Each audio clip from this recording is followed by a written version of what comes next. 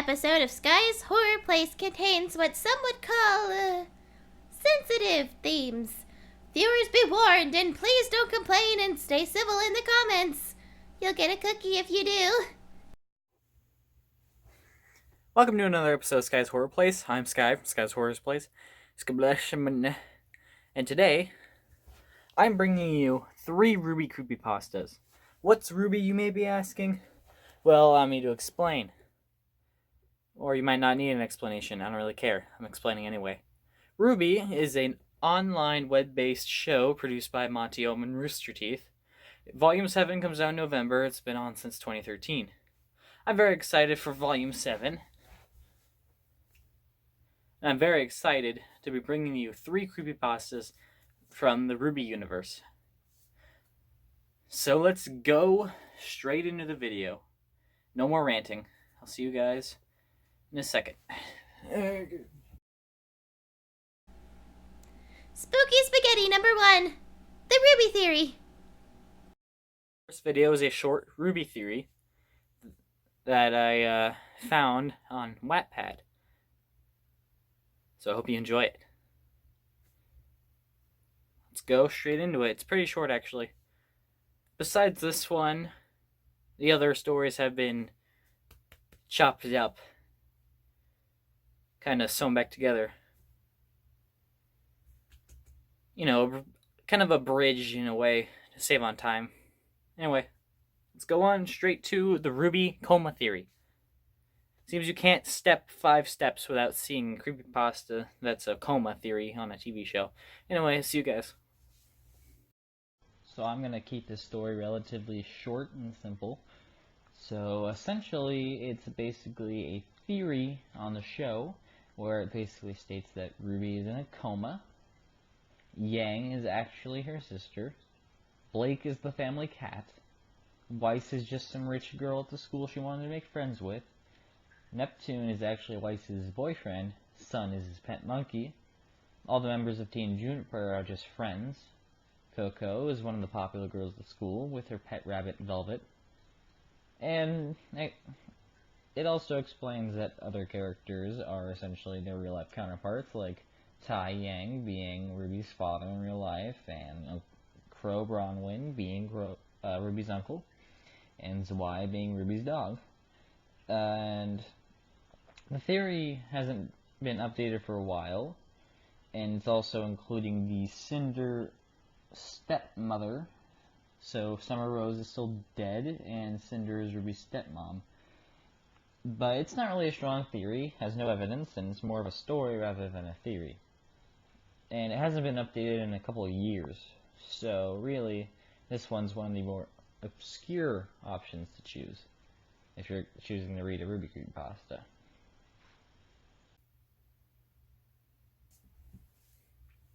So what's my opinion on this creepypasta? Well, it's short and hasn't been updated in a long time, so not strong opinion. Just I don't have a strong opinion on it. All right, let's go on to the next one. Another spooky pasta story number 2. Creepy RWBY Theory. Ooh. Alright, up next we have a creepypasta called, as you heard earlier, RWBY Creepy Theory. Found this one on DeviantArt, so you know it's gonna be good. The art of it is actually okay. I can't draw like that, so you know it's a thumbs up in my book. Let's get on to the story.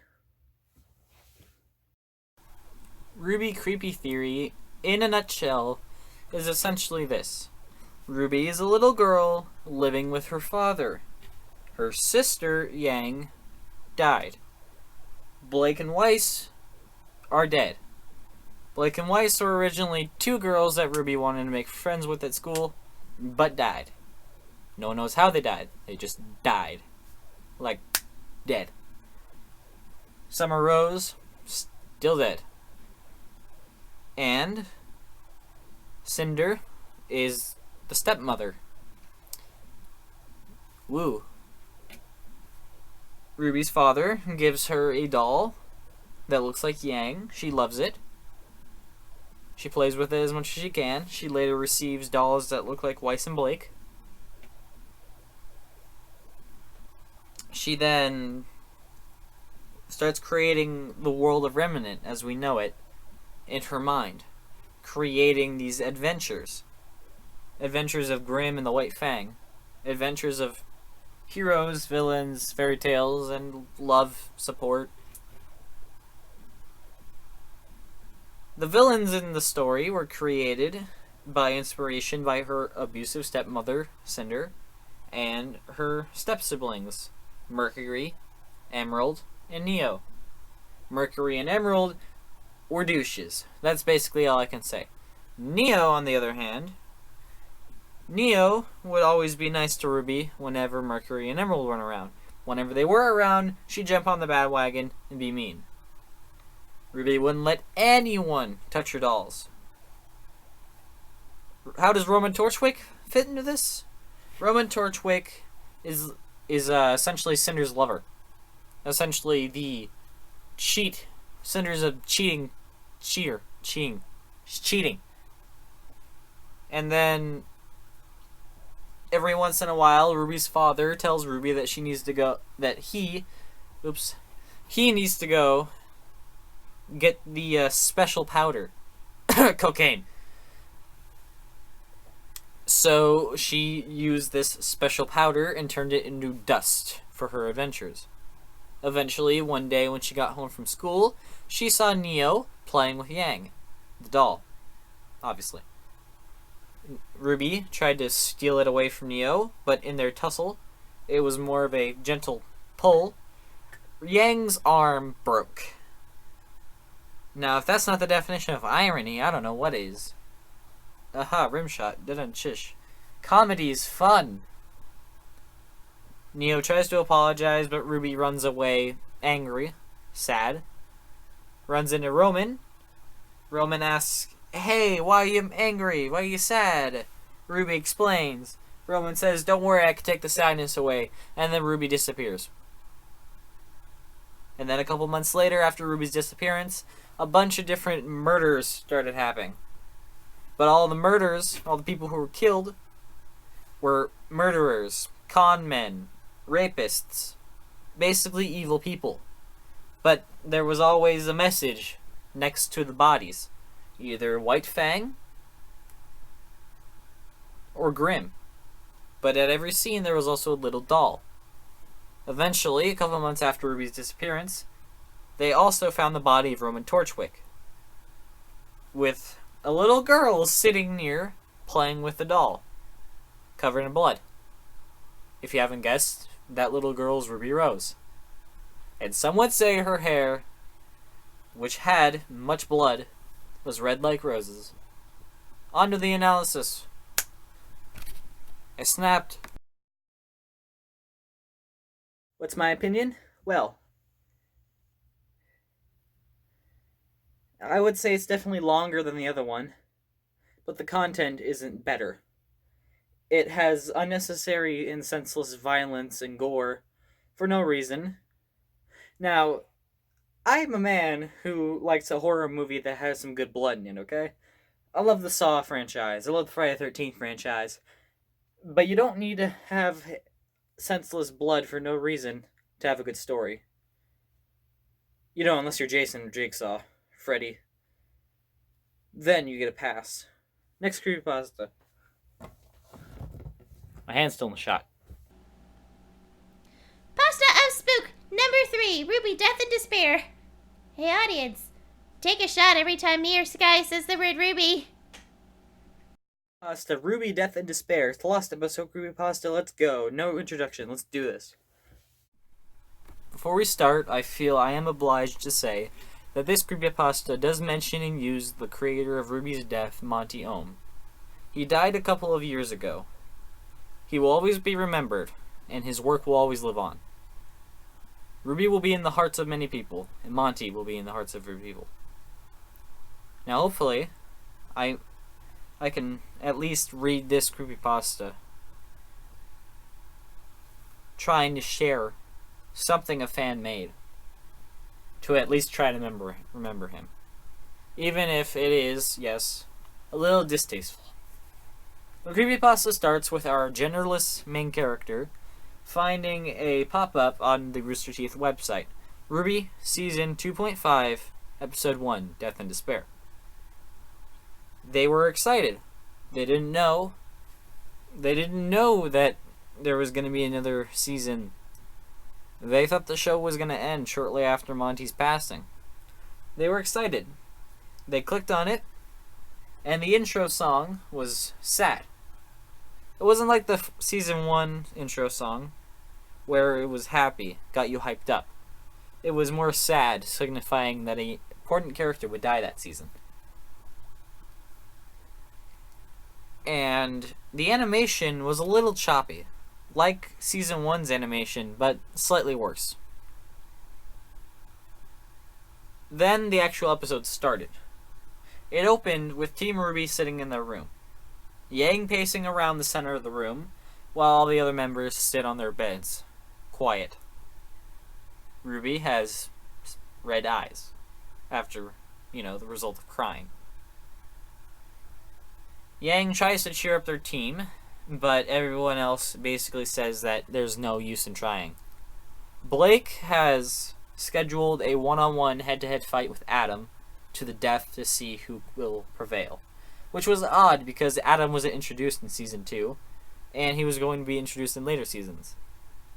So his inclusion in quote-unquote 2.5 was very odd to the narrator/author of the story. Weiss's father, he was killed in an attack by the White Fang, and Ruby's mother's grave was found defiled and vandalized.